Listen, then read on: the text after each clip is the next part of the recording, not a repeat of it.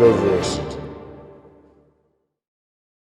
Greetings, I'm Shad. And greetings, I am Tyrant. And Tyrant, our inbox has been a bit inundated lately. Have you noticed that? I have, yes. Yes, and it is because Kentucky Ballistics has recently done a video on medieval weapons, and heaps of our viewers and fans want us to react to it. This is not a response or a correction. We understand with Kentucky Ballistics, he is very open about not knowing much about medieval weapons. In fact, first off, let's just say this. We love Kentucky Ballistic. Friggin' love him. We've been watching his content for a while, actually. Yeah. And the dude is not only just really friendly, really fun to watch, he's also friggin' hardcore. Did you watch the video about his exploding gun? Yep. He chucked his thumb in an open wound to plug his gaping jugular. Yeah. Like, that's hardcore. And so, dude, we love you, all right? Genuinely. And this is not like an actually thing. It's because we are massive medieval enthusiasts. And, you know, funnily enough, a lot of our fans, this is a regular comment, compare us to Kentucky Ballistics or Demolition Ranch. Which is it's a massive compliment. Yeah. And they say we're the medieval Kentucky Ballistics or Demolition Ranch. Because we do a lot of the same sort of things. Yeah. And we've got a lot of videos that are in a very similar realm to what he's done. Doing fun, awesome things with weapons. Our wheelhouse is swords, seeing what, you know, damage they can do. I mean, we've recently testing out, can we get through like a, you know, motorcycle helmets?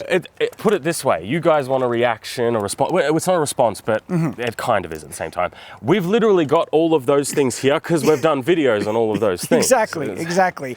And because this is our area of expertise, right, it would be the same if it was in reverse. When I speak about guns, I'm basically a complete noob. I don't know much about them, and I get terms wrong and everything like that.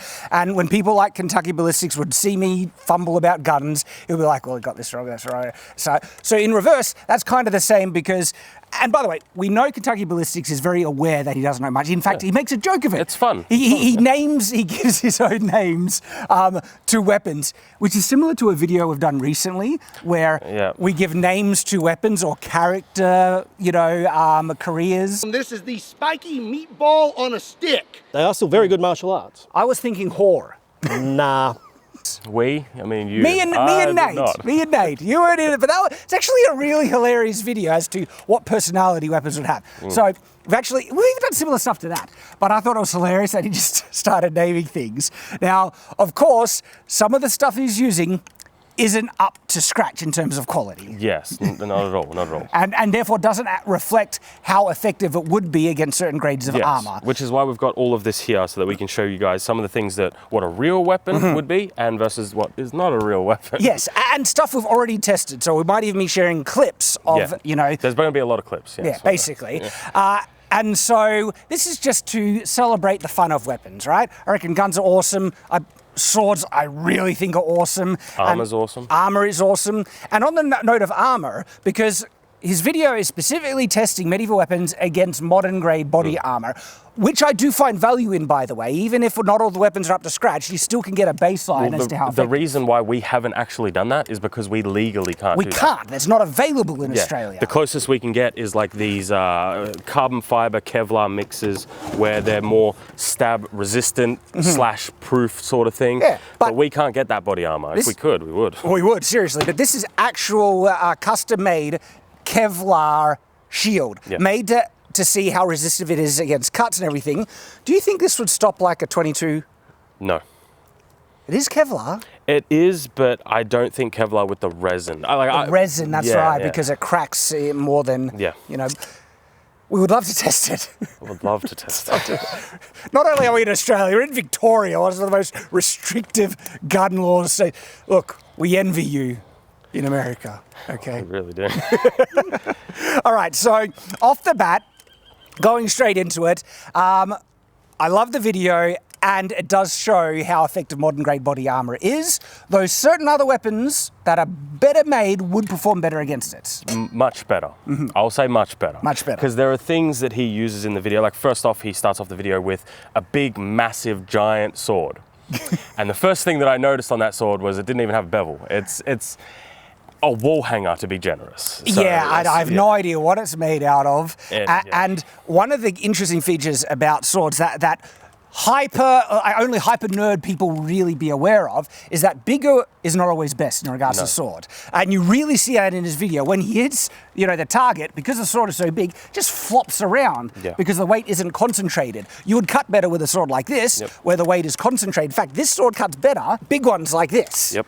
People might say, what's the point of having a big sword then? Reach, okay? It's a massive combat advantage having a sword this long, but not necessarily for the amount of damage you can do. So the Kentucky Ballistic video begins with some good, the class of weapon is good, but they are pretty cheap. Like especially the Morningstar bends after kind of the first hit. That should not happen with properly made weapons. Like if a weapon only lasted for one hit, we would have a problem. I even think some of the spikes might have broken off. Or but that doesn't mean that like we haven't dipped our toes in that realm either. Because for example, here we have a katana. And this bent on its first strike. This is not a weapon to be used like this. Yes. This is a properly heat-treated, tempered blade. We have abused the hell out of this. Is a monster. This thing is just some steel. Yeah. And I'm pretty sure a lot of his weapons were in that sort of realm. Yeah. And even the flanged mace, I forget what he calls it, but he starts with a Morningstar and goes to a flanged mace. It bends too much. The flanges actually kind of break out of position. That doesn't mean that weapons can't fail. Like, for example, our Beck over a year ago, Nate was hitting a car door and the beak snapped off. Yes. That can happen to properly made weapons, but even then we had some issues with the quality of this, so we fixed it. Yeah, and it's been stronger. Yeah. And it has just been a tank. This Beck is insane. Same with this sword. One of our favorite swords, made by Honshu. We have an affiliate link for the Honshu stuff, actually. You can check this out. The pummel snapped off. Yep. But everything else is so great about it.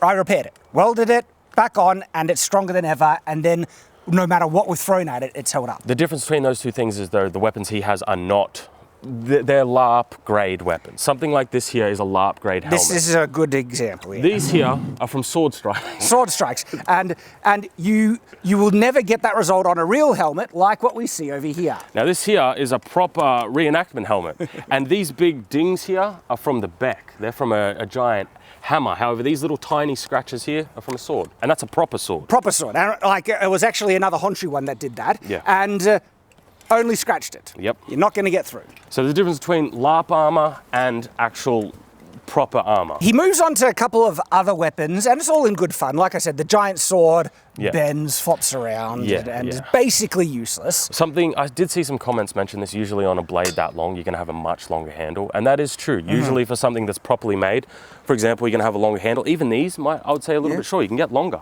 We had this same issue with our Odachi. It has a very short handle. It's supposed to be longer. Yeah, and that looks like it was either a fantasy custom piece. I don't know how functional it is. Yeah. It broke pretty easily. It doesn't have a bevel. It's just a flat bit of steel. Yeah, and so, of course, it wouldn't perform too well. Not to say medieval weapons will perform great against real body armor, but some will perform better than others. Yes. Swords, honestly, not going to do that well. And the baseline, interestingly enough, even though this isn't ballistic grade, right? It's a motorbike helmet. This stops sword strikes pretty good. It does. And a big thing that this has as a benefit over something like this is the padding. For example, that blunt force, with something like this, you're much more likely to survive. With this, the blunt force can do some damage. Variable, because with real helmets, they'd be having a padded coif underneath. Yes. Yeah. But these are made to, absorb it has like you can see that, see this cut here?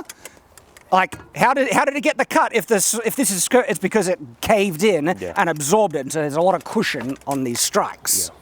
And so the weapon that probably would have much greater chances and actually might be able to penetrate ballistic armor where certain rounds wouldn't, we always come back to the friggin' Beck, man. We've got a video, it hasn't actually been released yet. Yes, it's coming out. We've got a video where we are testing all of our armor, actually. And I'm gonna share a little spoiler just because it's so beautiful. This beak gets through this. It is what popped these holes right there. Dude, that's that. Oh, man. That's from this beak. So the big difference between something like this and what he had is obviously this is much bigger. you're going to get much more leverage. power. Yeah. He has a weapon that's similar, and interestingly enough, that is the one that performs the best for him. Yeah. He has basically a large warhammer nearly on the two-handed range. When you get to this size, I wouldn't begrudge anyone calling it like a pole hammer or something like that, but it is called a bec de corbin, which is French for crow's beak, and you might see why it's called crow's beak. This thing is serious business, and I'm actually starting to believe it's like the most deadly medieval melee weapon. Yes, it is. I would agree with this because we've put it to the test. And stopping this thing is very difficult. Yes. But in terms of his other weapons, something that I did want to talk about was the swords. Because he had a particular type of sword, which I don't know what make it is, I don't know what brand, blah, blah, blah, but it's very much similar to this. And he did say it was particularly sharp, that one. In terms of its blade profile. Yeah. When it comes to thrusting, for example, something like this is a bit more optimal. Big difference, isn't it? Yeah. And we have actually gotten through riveted chainmail with this sword to a substantial degree. The whole thing. We went through the whole thing. And so swords are made differently, and different profiles complement different things. And it would be kind of the same to say, you know, just because one gun failed at a test, all guns fail. Yeah. And I know he's not intending that, but the sword he is using on thrust would perform very differently to a sword like this. Yeah. I still don't think that would get through the ballistic armor he's testing. I Actually, don't I don't think... know, maybe, like, this could barely get through Kevlar, but it can get through it. Yes. And we've tested Kevlar before, and ballistic kind of grade Kevlar, actually, if it's soft and has more material, a sword actually might have higher chances of penetrating. The reason why we had such trouble with this is because it's made solid. Yeah. And the resin really helps it stop. You know, like That's sword one strokes. I genuinely can't answer. Like, Well- I just don't know, because there's a difference between having Kevlar like this and like this much layered Kevlar. They're different. You're right. But in terms of soft Kevlar, we have punctured soft Kevlar with that sword. We have, yeah. And so you can get through it. This is from a stab-resistant vest that we tested on the channel. Wasn't very stab resistant, if we're being honest. Oh, no. It was very stab-resistant. It just can't handle a friggin' sword. There's a difference. Anyways, there were a couple of other weapons that he used. For example, his, what should we call it? Flail thing? Was it a flail, though? It was a bit long. Yeah, it was crazy long. In fact, dangerously long. When he was swinging that thing, I was just like, like, what would be a comparison for guns because of how poorly designed that thing was? Like, that's just legitimately unsafe by design. It is, and yes. it's made by people who don't know enough about the weapons to. Yes. Yeah. So we don't really have any flails here because They suck. They suck. However, on my channel, I did make something similar, just to bring it out. That's not a flail, but it's close. It's close enough. It's what we got. And I could get the zombie flail. that has a hammer on the end, and it's actually I know where it is. I'm getting it. somewhat useful. Okay, legitimately, we joke about this, right? But this is actually a very serious real weapon. Yes, but this is different to what he has. First Exactly. off, this is a massive handle, so you can actually get your hand out of the way. This isn't too long of a chain. That's and key. This is a monster force multiplier. Oh, crazy. So much so that I still hate it in terms of how dangerous it is. Like, flails are an unpredictable weapon that has a chance to hit you, but there are ways to mitigate it, and functional combat flails, usually the chain should never be longer than your handles, so it doesn't hit. And so when he was swinging that thing around, I was just like, oh, be careful. Yeah. Be careful. Something I did want to mention is that this is very nitpick. It's one of those things. When he was swinging the sword around, he wasn't like following through or anything. It was kind of edge alignment was That janky. doesn't mean that I think the results would change. It's just a very minor little thing. And again, it's the same type of thing because in this area, we have a lot more expertise on these weapons, and so it would be the same as if he was watching us like hold a gun wrong when we're shooting downrange. I would hope that I would have good trigger discipline. I would hope that I'd be able to shoot a gun well. I hope. We all hope, but we haven't shot many guns. I would love to go to America and shoot guns. I have shot guns, by the way. I grew up with guns before the band hammer came down. Pistols? Not pistols. Exactly. No, hang on. I have shot a pistol, I think. But no, mostly rifles. So going back to like the results that he was getting, yeah, it would stop most weapons, though we were mentioning the Beck, right? I think the Beck spike has a good chance of getting through that helmet. And if not the helmet, there is so much force behind these, and we've tested it. We've tested against these helmets, and I 100% reckon that if he had this particular Beck, he would get through everything simply because he was able to get through it with his little one. The only thing that I would add as a caveat to that is, I do think he would have done more damage, specifically on the helmet at the start, if he had properly made weapons. Because LARP things like, for example, the weight of this versus the weight of this is like completely different. Yeah. Having properly made weapons, they're heavier, they're more bulky, they're better, they're more robust. So LARP grade stuff, I would never do a test with LARP grade stuff, and I would never accept the results of LARP grade stuff.